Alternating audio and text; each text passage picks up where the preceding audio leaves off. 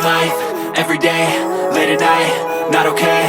All I want, and I pray, all I need are some better days. Fuck me, I'm looking in the mirror, so foggy, but I've never seen clearer. I don't really think anyone can save me, and honestly I'm not really sure I want saving. I like to be my own worst enemy. There's no risk if you don't try at anything, so I'ma just keep buying everything. See you in the next life, have to be a better me. I don't think that my head's on straight, gotta flip it and grip it and go and get an x-ray. What's wrong with me? I just feel weight pushing on my chest and it squeezes till I suffocate. Better change my mindset, meditate. It's pretty cool that I'm alive and have better days. I could walk, see, hear, I should celebrate. Think I could change my mind, maybe elevate. Living life, everyday, late at night, not okay.